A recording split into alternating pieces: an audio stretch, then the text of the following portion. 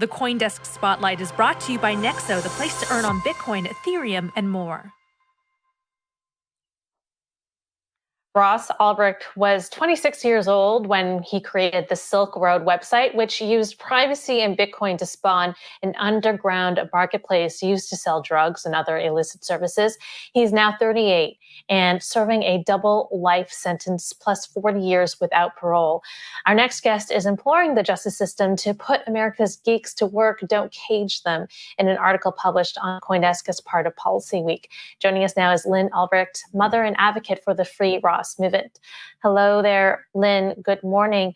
So what is the status of Ross's case? Sorry. It's a little, I just wanted to correct one thing you said. The Silk Road wasn't just selling drugs or illicit items, and you wouldn't know that from the prosecution or a lot of the media, but it sold many legal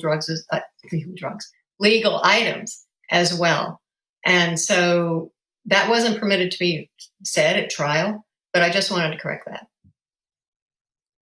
It was an open market. What is the status of Ross's case and the Free Ross movement? And we heard that, Trump was even considering giving a pardon. So obviously that didn't happen. So what is the status of the Free Ross movement? We're keep going and keep trying. We have a petition that is quickly reaching 500,000 people who say this sentence is wrong and needs to be corrected, commuted essentially, and working on a presidential commutation once again.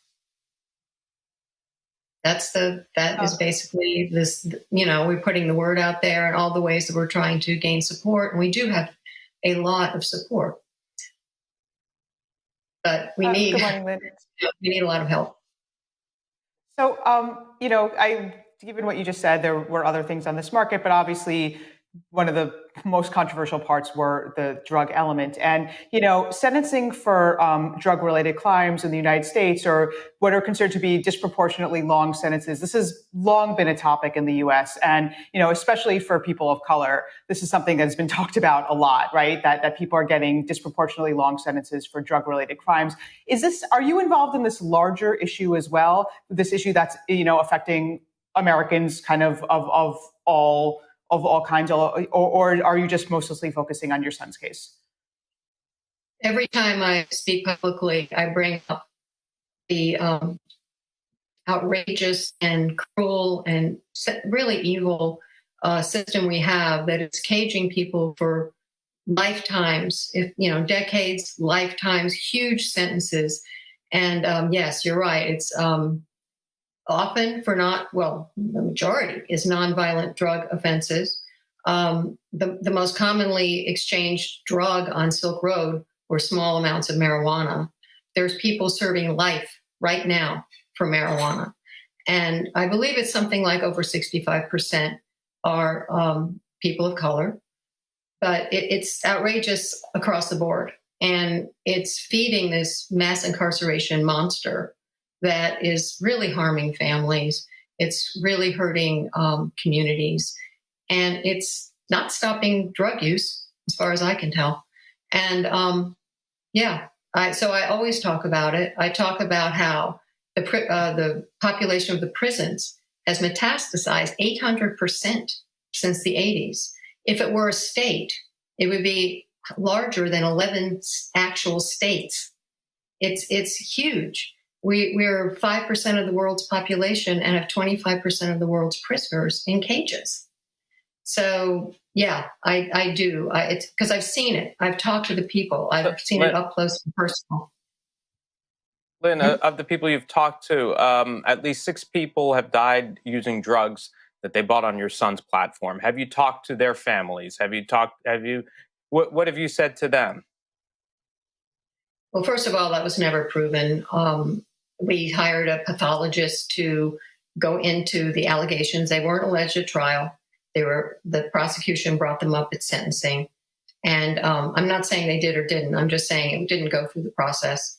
I'd rather not go into my personal interactions with them, but I absolutely feel sorry for and grieve for anyone who's lost a child. And yes, I've had personal interactions. Then obviously Ross was an incredibly intelligent person. But he must have been aware that there were drugs. I mean, you mentioned that they were selling all sorts of items on the marketplace and that it was a free marketplace for people to use. He must have been aware, though, of the drugs and the illicit activity. And so was there any idea or regret or, at the time that maybe I shouldn't be doing this? And if that's the case, should there be accountability? Well, he does express regret. In fact, he did at the Bitcoin 2020 conference. It was broadcast in a speech, which I recommend you listen to. And he does express regret. He was 26 years old, on fire for free markets. The marketplace was based on the non-aggression principle and voluntary interaction. People could buy and sell what they chose as long as it didn't hurt a third party. That is, and the exchange of drugs happened, mostly marijuana, as I said. But that's a basic libertarian belief that people have those choices. Of course, it's a tragedy when someone, overdoses or abuses drugs.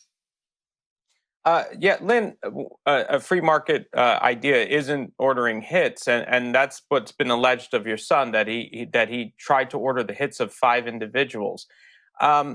What kind of responsibility do you think that he has to the general public if he's ordering that kind of a action against individuals, ending their lives and wanting to do that to people? Do you feel that that was the right choice on his part? Well, first of all, that's never been proven. It wasn't brought to trial. It wasn't ruled on by a jury. It's not part of his convictions. It's all based on anonymous chats. And so for you to say this as if it's fact or proven, it's just not, it hasn't been. And, Ross says he didn't do it. The alleged victim whose death the agents faked doesn't think he did it. He's come out publicly and said that he wants Ross out and wants to have him over for dinner. So I believe in trials. Call me old-fashioned. I believe in proving evidence, not that prosecutors and the media can come out and say these things and as if they're proven. They're not. Lynn, why do you think his sentence was so harsh? I've thought about that a lot. I think that it was because of Bitcoin, frankly. I think that it was a very threatening thing to powerful people and that he is a symbol of it. And I spoke to Tim Draper about this at the Bitcoin conference. And I said, why Ross? Why are they so down on him? Because the biggest drug seller on Silk Road is out. And he sold a lot of drugs. Ross is not alleged to have done that. And he got out after 7 years.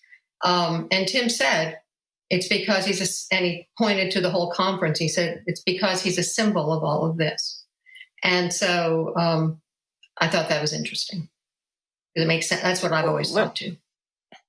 What kind of choices do you think he should have made when running Silk Road? Do you think he should have run Silk Road at all?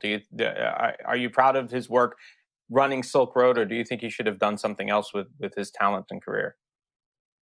Well, of course I do. I mean, of course I wish he hadn't done Silk Road. He didn't, if you read our website in depth, he didn't run it the whole time. There were many DPRs, the administrator. However, no, I think that was definitely a mistake. Ross thinks it was a mistake. He's paying with his life. He has a death in prison sentence for all nonviolent charges for something he did on a computer when he was 26. So, of course I wish he hadn't done it. I've lost my son. He's lost his life unless something changes. And his life, as I said in the op-ed, is being wasted, as are so many other lives. And I'd like to say that op-ed the angle was, of course, geeks. I had a particular angle, but what I feel like is hundreds of thousands of lives are being wasted as people are warehoused in the prisons. And this is, like I said, a new thing since the 80s. People are not were not being destroyed with cruel and excessive sentences, before that.